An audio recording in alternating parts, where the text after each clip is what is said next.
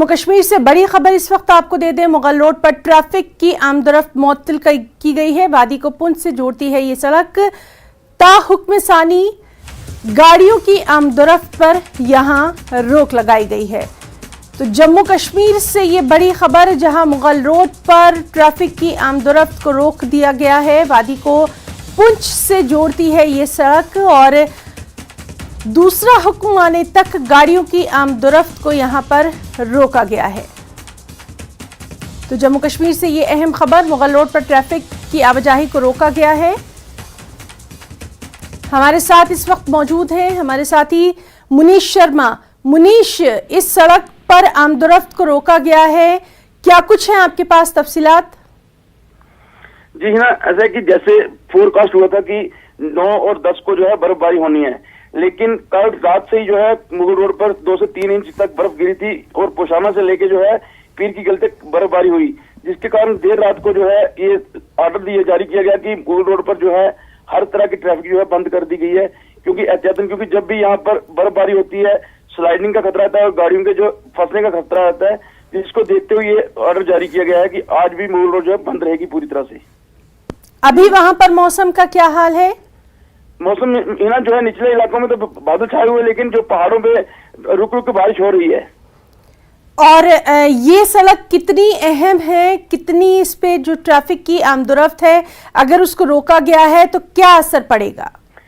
है ना, ऐसा कि पुंछ और राजौरी के लिए ये जो है लाइफ लाइन है, क्योंकि पुंछ के जो लोग हैं या राजौरी के लोग हैं, जो वहाँ पर जो बड़े बड़े अस्पताल हैं कश्मीर के, वहाँ पे उनका इलाज चलता है, उन लोगों को आना जाना होता है। साथ ही इस समय जितना भी जो है फ्रूट है, सेब है या फिर सब्जियां हैं जो कश्मीर से इन 2 जिलों में आती हैं, तो उस पर काफी असर पड़ता है।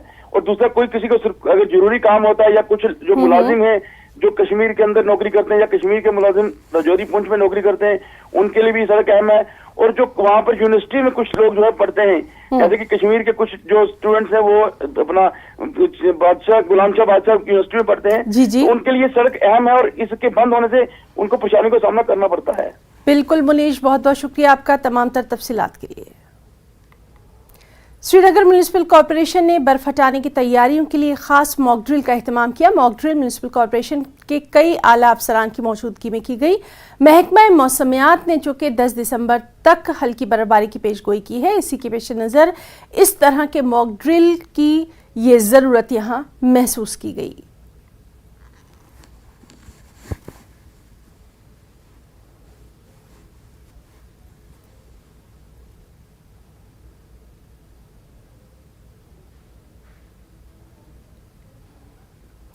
जिला कुपवाड़ा में डीडीसी बाई इलेक्शन में द्रगमुला से इंडिपेंडेंट कैंडिडेट एडवोकेट आमना ने जीत हासिल की है। आमना ने 3259 वोट हासिल किए, जबकि पीडीपी की शबनम रहमान ने 3220 वोट हासिल किए। उन्होंने 39 वोटों से जीत हासिल की।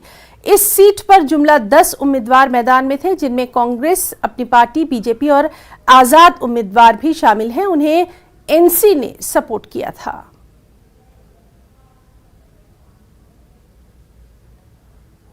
शुक्रिया आपने अपोनेंट्स का, हर एक तबके का, जिन्होंने मुझ पे ट्रस्ट किया, मुझे सपोर्ट किया और मुझे इस इलेक्शन में कामयाब किया। नेशनल कॉन्फ्रेंस की तरफ से आपको सपोर्ट था पूरा? हाँ, पूरा सपोर्ट था। किस पार्टी का सपोर्ट था? एनसी का सपोर्ट था और इस लेवल पे एनसी सपोर्ट क्लियर।